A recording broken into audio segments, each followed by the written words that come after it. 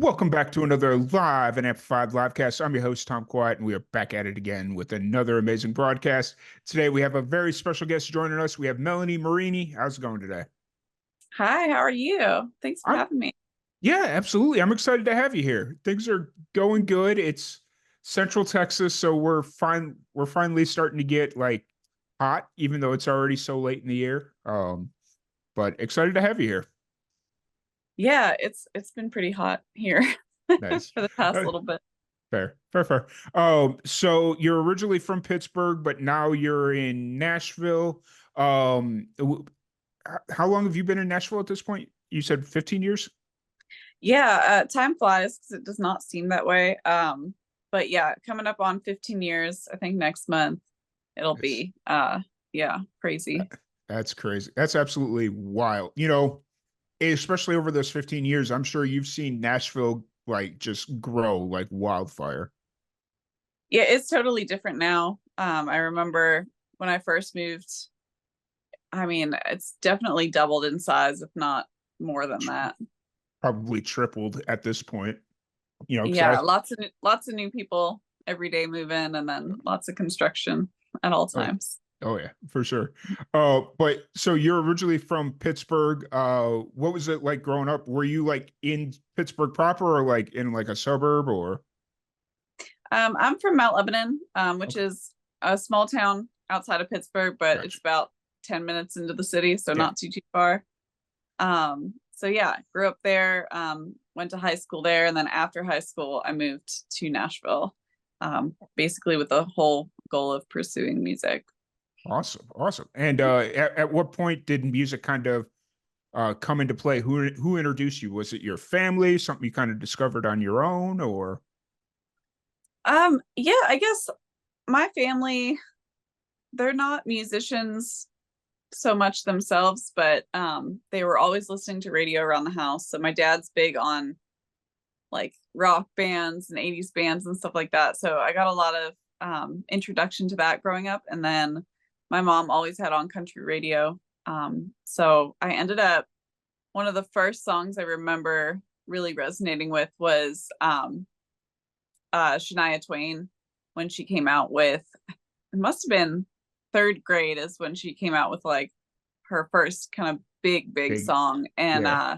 I remember my dad got my mom concert tickets to go see her, and I don't know how old I was, 8 or something. Yeah. And I ended up like begging them so bad to go that they got me a ticket. And ever since I saw her perform, I was just like, wow, that job is so cool. That's what I want to do. And it kind of never changed. I Nice.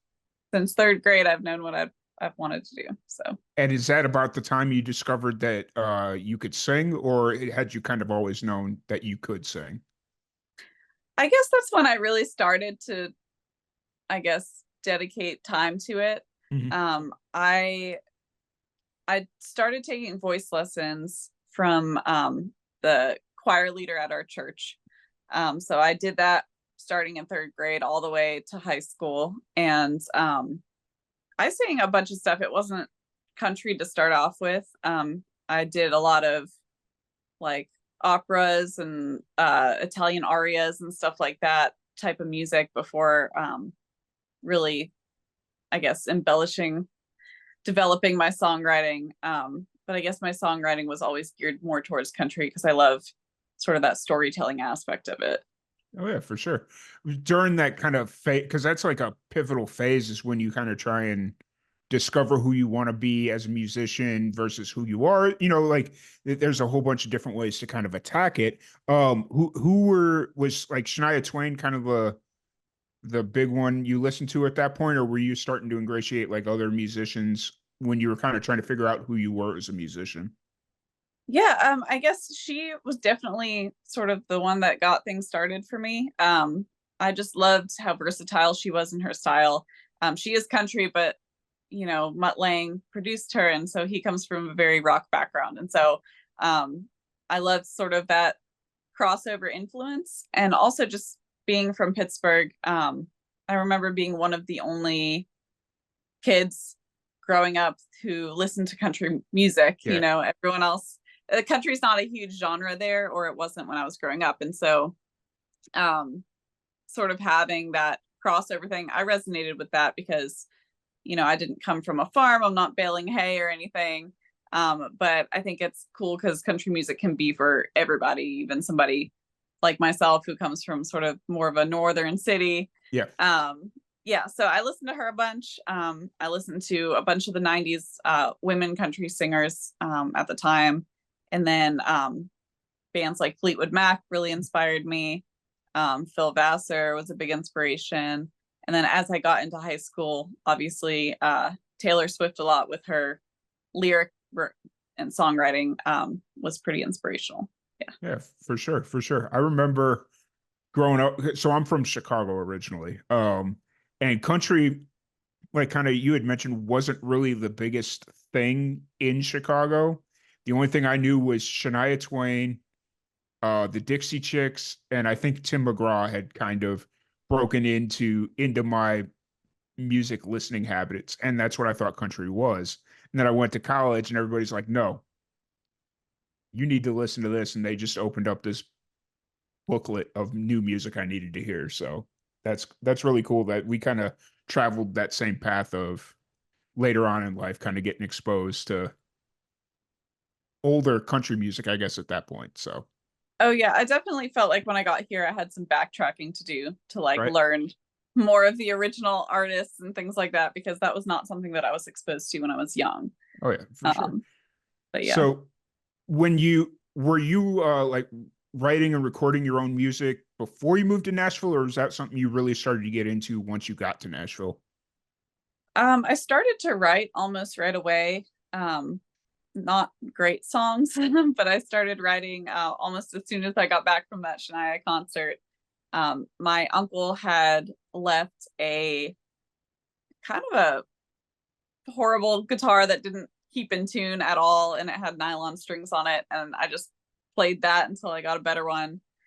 Started kind of learning that, and then I guess I definitely did not co-write before I came to Nashville, so that's something that was kind of a cool experience when I did get here, just because it kind of opened this whole world of collaboration and people bouncing off ideas. But no, originally I kind of started songwriting right away, and then a good friend of our family, Mike Hooks, had a little recording set up in his attic, and so I used to go over his place, I don't know, once a month or something, and make little demos, I guess, of all the stuff that I had been writing and working on.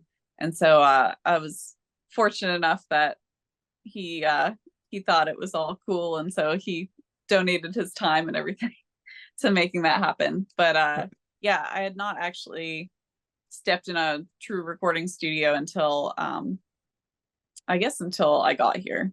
Yeah. Yeah. So I guess the next question is, do you still have some of those demos stashed away somewhere? Somewhere they're probably on like a burned CD Fair. somewhere. Um, it's probably for the better that, Yeah, they're less fair. accessible now. Fair. It's funny though, because even though, yes, you were really young when you wrote those and you weren't as experienced as you are now, I still think like a cool project a lot of musicians should look into is looking at some of that older music and seeing, oh, there's a gem here. Yeah, the verse is trash, but like this chorus kind of has, just kind of revisiting some of that old music and calling it, giving it some funny little name about years past or something. I don't know, but Go back and polish all the little pebbles that you yeah, started with. Yeah. yeah. Oh no, that's cool. And so then you said you moved to Nashville once you graduated high school, and I'm guessing that was kind of always the goal once you kind of set your sights on music, or Yeah, I ended up going to Belmont University here in Nashville.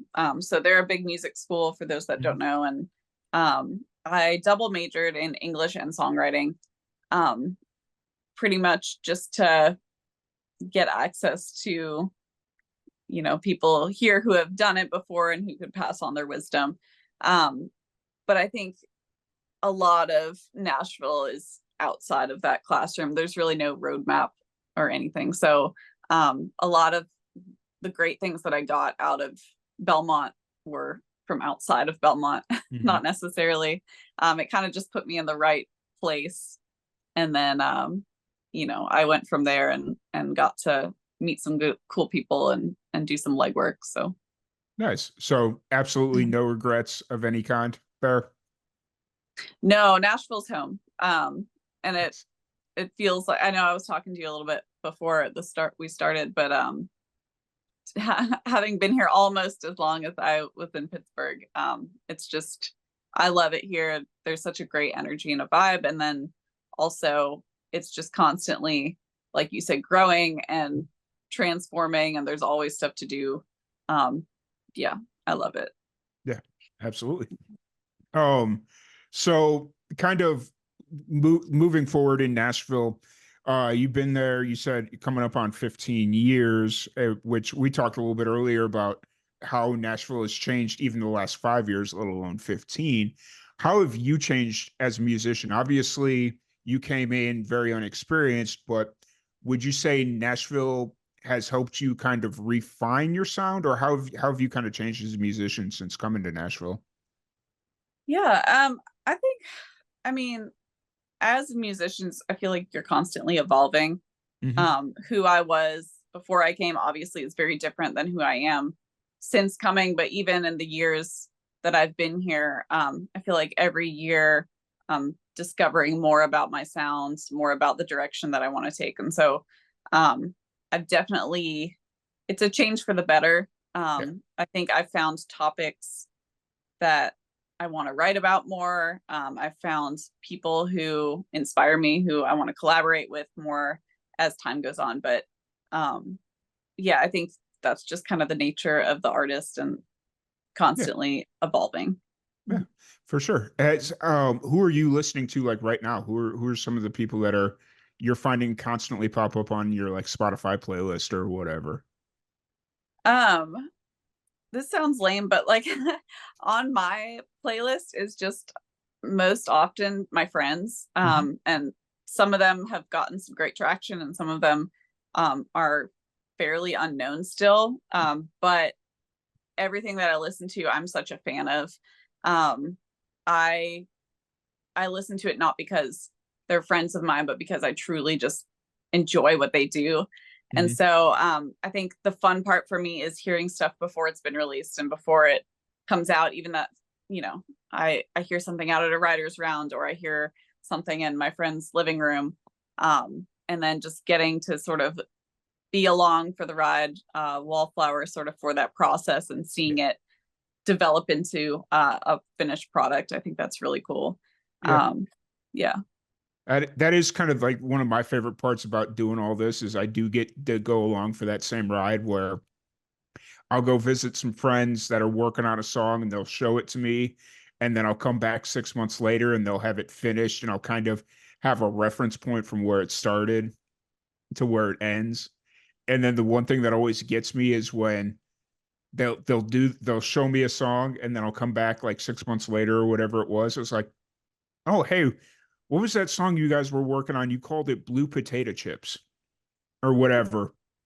And they're like, oh yeah, that song didn't work out, so we just scrapped it. And I'm like, that part always got to me because it's like I hate scrapping any kind of work I do, but I feel like musicians do it often. Yeah, I was gonna say I feel like that's also the nature of the musician is you're so passionate about what you're working on at the moment. And by the time maybe that it even gets out into the world, you're over it and you're Yeah, on to the next thing. yeah, fair enough. So I relate to that part of it. Yeah, it's always wild because it's like not only do will they scrap a song, but then they'll give it like the most ridiculous name, and it's like, I mean, I guess you got to have a like, especially for like a band or whatever, you got to have a way to remember what it is, and so like giving it a ridiculous name, I guess makes all the sense in the world. I So know a lot of people who they'll have voice memos in their phone where they keep all the song yeah, ideas and they'll name it funny things just because you can't keep track. I'm somebody, I don't name anything. And so I never know where anything is. I'm like, oh, it's, song number recording number 96. Yeah, 6052. I don't that's know. that's fair. That's very fair. I mean, I guess that's kind of the blessing and the curse of modern technology is Mhm. you you can record it so you don't have to worry about necessarily losing it, but you're still going to lose it if you don't remember what you named it or what Uh, recording it is, or you know, so it's in the vault somewhere. right. Yeah. And it's just like, well, if you find it, you find it. If you don't, you don't. It's just kind of is what it is at this point. So I found uh it's cool. I use that a lot during songwriting sessions. And so on songs that, have gone on to do very well and whatever, sometimes I'll stumble across, little blips of a writing session that I caught. I'm like, oh yeah, that's how that came about or something like that. So it's kind of a cool reminder of the process yeah. that went into it. Oh yeah, for sure. And I think that's kind of like the cool thing of social media right now is like you're seeing a lot of these musicians that are taking the creative process and using that as social content. So for like TikTok or Instagram or whatever, it's like, oh hey, you see them just kind of constructing these songs through social media, which I've always thought is like a really good way to archive your stuff, but B, it also kind of brings people along as to like they have a little bit more vested interest in the music. For sure. And I think that's kind of one of the benefits of the industry changing towards socials. I know there's a Yeah. lot of drawbacks, obviously, but one of the good things is you kind of have that connectivity with your fan base that maybe you didn't really have before or an option for Mhm. it. Yeah, so I think that's really cool. The people Yeah. that are able to utilize that. Yeah, for sure. Since we're on the topic of songwriting, we'll get to your most recent single here in just a sec. But when you sit down to kind of write music, what is your process? Do you find that you have to be a little bit more organized and it's like, okay, I can go from 4 to 6 to write, or do you find that you're a little bit more free flowing with your writing process? I mean, typically I'll pick a time or we'll pick a time to Mhm. meet up and I generally bank on like spending about 3 hours. Sometimes it takes shorter, sometimes it takes a Yeah. little bit longer. Um, but I bring, my notes and usually just in my notes, there's no order or anything to it, but I just have a bunch of random song ideas or titles or things that somebody said when they were out that were cool or things that I thought were cool that I when I was half awake and now I realize are really lame. But I'll just have a bunch of those and usually we'll sit in the room and just go back and forth and toss out ideas. And if someone's like, oh yeah, I could see like an idea developing Yeah. around that or a story around that, then we'll kind of focus on whatever topic that we chose. But that's generally sort of how it works. I don't think anyone can be too structured here, Fair. at least collaboratively. Fair. Fair. Um, but yeah, So is that how you mostly do your writing is through like co-writes and stuff like that? recently, yes, I do enjoy writing by myself. When I do get, I guess the nice thing about co-writing is that you pick a time and the other people on the right are sort of banking on that time. So Yeah. you have to force yourself to sit down and be creative at that Yeah. time. When I'm writing with myself, which I used to do all the time when I was home, before I moved here. And then here, it's so easy to get distracted or to, Yeah. do things that do laundry or something that you don't really have to do. So when I co-write, or I'm sorry, when I write by myself, I'm usually in my car. So I write really well if I'm like by myself on a road trip or Yeah. something like that. I'll just have my phone, voice memo app pulled up and just be sort of saying random lines or singing random tunes. And I like writing like that when I'm by myself because I can kind of clear my head and Yeah. I have nothing to do except stay on this road. So Fair. Fair. Fair. I feel like that's a lot of creatives is they have to minimize their distractions. Like I have the same issue here when I'm trying to like cut down a podcast or edit a video. It's like I can hear the washing machine going, I can hear the dishwasher going, and the second that cuts off, it's like, oh, I got to go do that, and then you know just kind of like minimizing your distractions, I feel like is a common thread for a lot of creatives.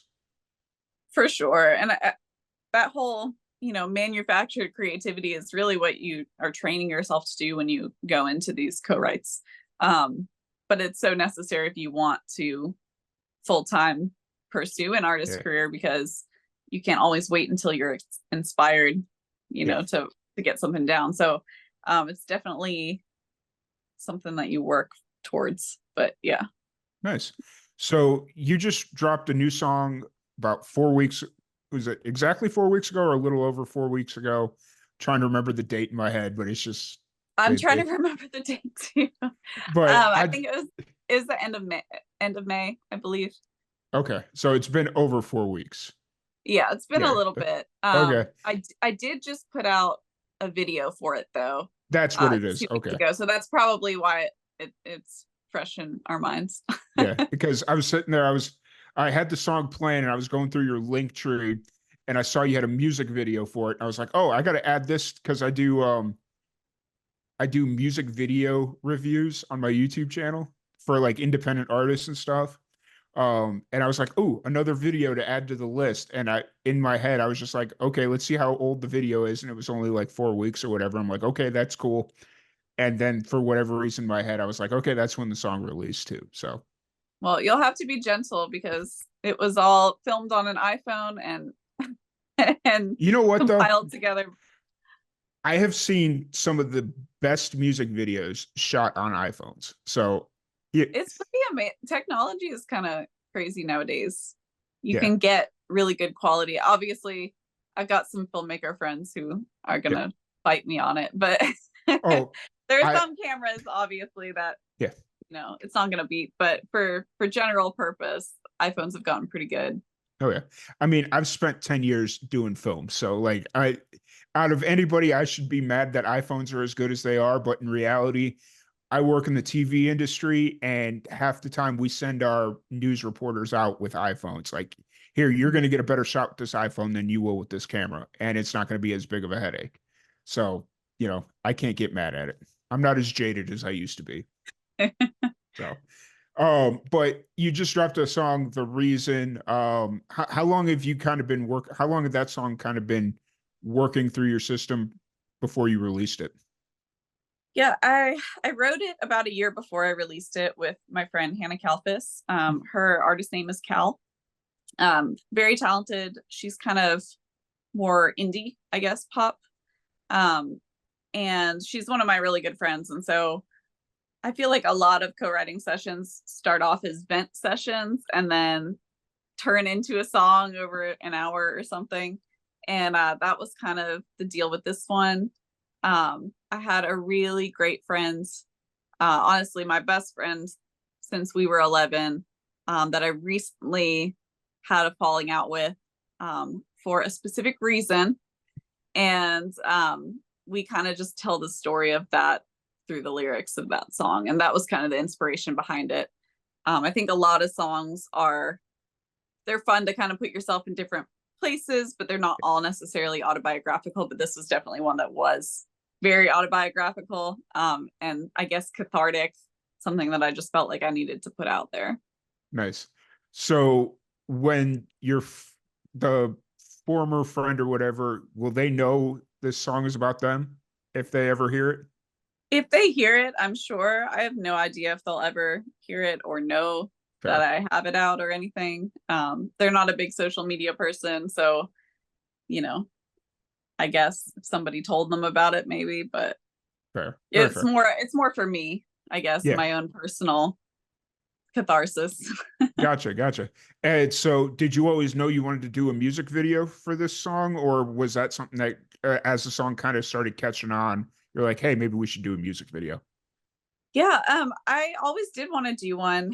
Um, I recently had a child, actually back in May, which is why my memory is so bad with I these was going to release bring dates. that up here in a little bit, but that's congratulations on the newborn. Thank you. And so I wanted to do a video for this song back in my hometown, where at all the places that were art places. So there was like a pizza shop, a parking garage, a parking lot outside my first job, the ice rink, which is where we met. And so I wanted to do all of those places. And I knew that I was putting out this song this year, but I kind of had to fit it in, the filming in before I started showing.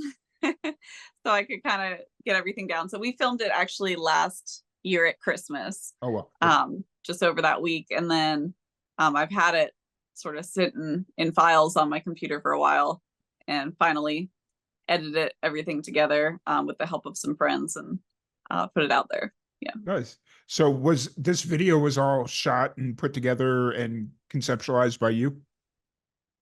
Yes. I conceptualized it, I guess. And then I had my family be a very good crew for me that week, and get all the shots and stuff. And they did a really good job, just I guess tagging along in the freezing cold to everywhere that I wanted to go.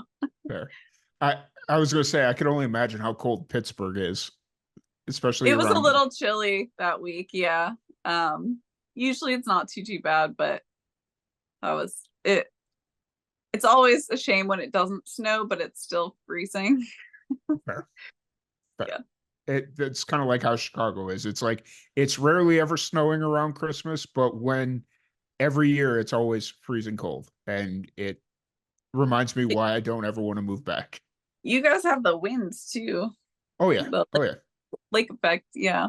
Oh yeah, that lake effect will kill you. It'll Yeah. get you. That stuff will get you. So, um, so with all this kind of going or out now out into the public, where are you kind of at creatively right now? Are you already looking at the next song, or what are you kind of focusing on now?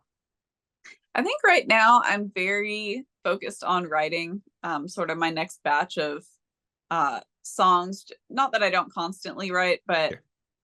sometimes you get in the mode of releasing, or you get in the mode of um, production and stuff like that. And I've been sort of in that mode for the last year and a half, and I really want to focus on quality of content and things that I'm putting out. And so sort of taken a little bit of a step back to write and really make some songs that I believe enough in to produce and put out. So hopefully next year I'll have more songs that I'm putting out. I'm not ruling out one late this year, but for right now, I'm just sort of focused on the creative process. For sure, for sure. I do want to go to the chat here really quick. You are being complimented on how sharp your skating skills are. Oh, I can't see the chat, It, but thank it's you. it's on Twitch. It's a Okay. yeah. I grew up actually my whole life before moving to Nashville playing ice hockey competitively. So it was definitely fun to get back on the ice for the video, and I felt more at home. Nice. So, are you still a Pittsburgh Penguins fan, or have they converted you to be a Predators fan? I'm always a Penguins fan at heart. I'm Fair. sad about this year's performance, but I think it'll be better next year. Nice. I've told so when I was living in Chicago, there was a few years where I got into hockey. Um, and I told my buddy that if I ever moved to Nashville, I would start watching hockey again because I love Nashville and their Smashville hockey jerseys that they were, what was that last year they were doing that or whatever. And I was like, I just thought that was the coolest, like, City Connect jersey or whatever it is they're calling it. So, Yeah, they've got definitely some passionate fans here. I think one of the coolest things to get to see, and I forget which year, but was when Nashville and the Penguins were in the playoffs, yeah, and getting to see that here was crazy because you had everyone downtown anyway for CMA Fest, and then you had everyone there for the playoffs, and yeah. it was kind of insanity. But that was definitely a fun little bit to see. Nice. Nice. Now, do you get bringing up CMA Fest? Do you go every year or have you been able to go?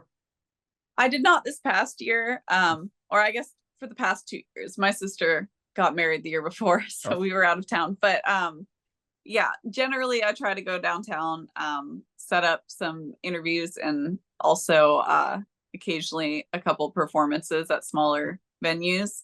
But yeah, did not make it out the past 2 years. I'm hoping next year I get to come back out for it because I do enjoy not only performing but just kind of fangirling a little bit because there's so many great artists that come to town and you can usually catch a couple good shows for free. So that's Oh, yeah. always a bonus. Well, next year you'll have to come. We'll have to try and set up an in-person interview because I got invited this year and it's like it's addicting. Just going and do it because I was like in the media lounge or whatever doing like interviews and whatnot, and it's just like, man, this is the coolest thing. I gotta come every year. No matter what it costs. Like Nashville continually gets more and more expensive, Yeah. but it's worth the trip. So It's fun. It's really fun. Yeah, it's you find hacks. I know we had I guess a couple CMA fests ago, we opened for Daryl Worley oh and well. we that's when the scooters first came out, like Yeah. the little bird scooters. And so we parked, I think, all the way in the gulch, and I had a wearable guitar case. And Mhm. so we just scootered downtown like 2 miles um to the venue. But that was it's funny. Anything to avoid the $80 parking. Yeah, fair. Well, that's what tripped me up this year because I went to Nashville for CRS in February, and they had on-site parking. It wasn't expensive. It was like $25 a day or something like that, and I was like, cool, I can handle that, and so it was good. And then when I got approved for CMA Fest, they're like, okay, there's public parking, but we can't guarantee that there's going to be any availability there. We recommend you buy this parking pass over by uh, Nissan Stadium. What's the Titans football Yeah. stadium or whatever? Um, we recommend you buy a parking pass there and then just shuttle to Music Center. And I'm like, man, okay, fine. And so I went and looked, and like the parking pass was like almost $200. And I'm like, okay, fine. I'm gonna bite this bullet, buy these parking passes, and I'll just deal with it later. And then come to find out there was parking at Music City Center. It was like $20 a day. And they're like, yeah, we prorate it. And I'm like, okay, so Yeah, now, they'll get you. And especially with events, I feel like they'll some places they'll take advantage and jack up prices. You mhm, just kind of have to know where to look and sometimes do some walking. yeah, for sure. But it wasn't bad. Like that part irritated me a little bit, but it's like now I know for next year. I'm not buying the Nissan Stadium pass. Ain't doing it. So Live and learn. right, right. Um, so you're kind of in a creative phase right now. Um, are you looking at ultimately like releasing a full project like an EP LP, or do you kind of see yourself saying singles right now? Um, I did release an EP a bit ago. It's been a while, like 7 years ish. And I really enjoyed that process. I think the format of Spotify and algorithms currently is very single friendly. Mhm. And so you see a lot more artists releasing single projects, and a lot of them over the course of a little bit of time. I think that just changes as the system kind of changes things up and artists are trying to adapt to figure that out. And so I think it'll depend on what the current climate is online when I go to release again. But I do personally enjoy the projects because I feel like you can make them cohesive and um, not that it's a concept album, but something that flows one song into another. I really love sort of that experience. Nice. And then we're going to throw it back to the chat here. You're being requested to travel to Australia. They want to see you in Australia. I would love to come to Australia. Um, I keep saying it's going to happen soon. Of Yeah, course, now with a newborn, I think grandparents will have to be down for a little bit. a week or two of babysitting. Fair. Um, but yeah, it's one of my bucket list places that I will absolutely get to. Nice. Especially because they have such a great country music scene over there.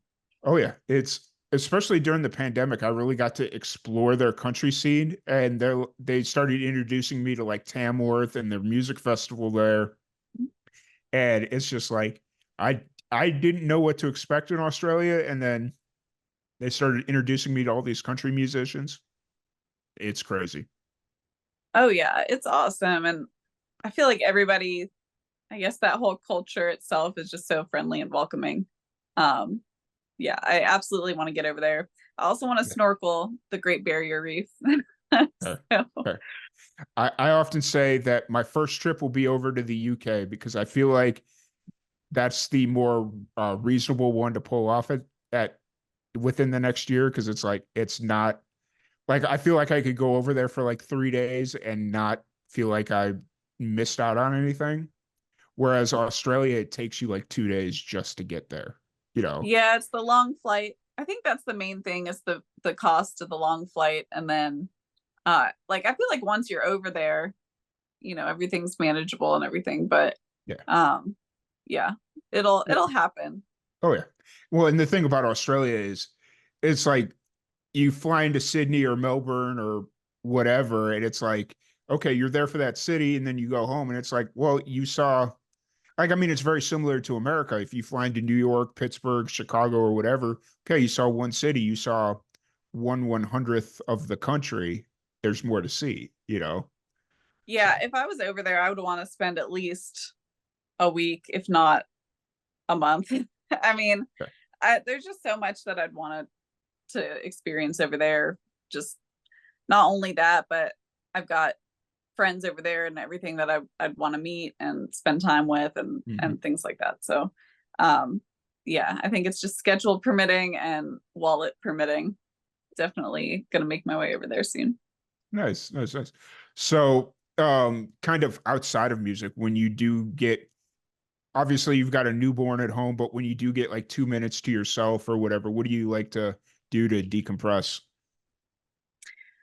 Um, you mean outside of music? Yes, outside of music. Oh boy. I'm a workaholic. Most of the time, if I'm not working on music, I'm just listening to it or singing it in the kitchen while I'm cooking or um, discovering new artists on YouTube and things like that. So I I've definitely I don't leave a lot of time for hobbies for myself. I do occasionally. I like painting as like a decompression, Mm. unwinding type thing. So 2020, I got the opportunity to do that a lot. Um, but lately, life's been a little bit crazy where I don't have hardly any downtime, and the downtime I do have, I hit the pillow because Fair, because we're getting very little sleep over here recently. Yeah. fair, fair, fair. I stayed at my sister's house about 4 months after she had her newborn, and luckily I'm a very deep sleeper. Because like once my head hits that pillow, I'm out. I don't know how I would do if I had my own kid because I probably would miss like 3 or 4 diaper changes in a night or whatever it is. And but yeah, so I feel it, like some of it's like a mom instinct. yeah, I wake up at like the tiniest sound and my husband can sleep through it. I don't know if that's just like my radar going off or I'm just I don't know, hypersensitive to it, but fair. um yeah, it's getting better though. Knock on Nice, wood for me. nice. But yeah. That's cool. Oh, so how often are you playing shows right now? Or are you just kind of focused on writing and recording at this point? So I've been pretty much exclusively just writing, occasionally recording, but I'm playing around next week. A friend is hosting a new round at Donaldson Pub, so I'm playing that on Tuesday at 9 p.m. So anyone who's in Nashville can come on out. Playing with some friends of mine, Jesse G and Lexi Tucker, and Yes. it's been a second since I've played out, and so it'll be good to sort of stretch my metaphorical legs and yeah, play some tunes. Nice. Are you nervous about getting back out there a little bit, or you just like, is it like riding a bike? Once you get on that stage, it'll just kind of all come flowing back. Yeah, I mean it's my happy place, so I don't get so nervous. I'm more, it makes me feel more like myself, especially now because I feel like I'm stretched so thin, so any opportunity that I get to, get back to my music and singing and songwriting is refreshing for me. Yeah. Nice, nice. And then if anybody wants to check out your music, socials, all that fun stuff, where's the best place to find you? Yeah, Melanie Meriney. I'm on Spotify, Apple Music, pretty much anywhere that you listen. And then social media, I'm only on Instagram now because my stuff got hacked, so that's fun. So you can find me Melanie Meriney on Instagram. And yeah, I've been getting back to, I used to be really good at, posting all the time. And so after a little hiatus, I'm kind of getting back to that now. So I'm hoping to have, a lot of content coming your way. And even though I'm writing now, not releasing actively, I'm definitely gonna still be posting some covers and some fun things. So stay tuned for that. Fair, fair. I thought my Facebook got hacked this morning. I was freaking out, but that's it. That Mine got hacked while I was in labor. And I was like, I don't have time to devote to this right now, but it yeah. sucked. It I mean, I didn't use Facebook as like a main page, but I had a verified account with like over, I think it was like 13,000 followers, and Mhm. it's all gone now. Yep. They don't have Yep. a good system for getting it back. So oh well, it is what it is. I'm seeing it as a sign to focus in on my Instagram. So Right. Right. Right. Well, yeah. It's one of those things where it's like I it sucks when that stuff goes away, but luckily it was Facebook and not like your TikTok or something. So yeah, I feel like it's also a reminder, like there's so many things social media wise that you focus on as an artist. So like having sort of the wake up call to like, okay, like why are we doing this in the first place? It's not just for the content, it's for, you know, writing good songs and making good music. And it sort of recenters you and when you lose something like that and you're like, okay, like what I really need to focus on is the art and the craft itself. So yeah, absolutely. Absolutely. But once again, I do want to thank you so much for joining us. I really appreciate it. It's been an absolute blast. We'll have to connect in Nashville at CMA Fest or CR, one of the several events that they tend to do in Nashville. But I really appreciate your time. Thank you, everybody, for tuning in, and we will catch you all later. yeah, thank you so much. Yeah, awesome.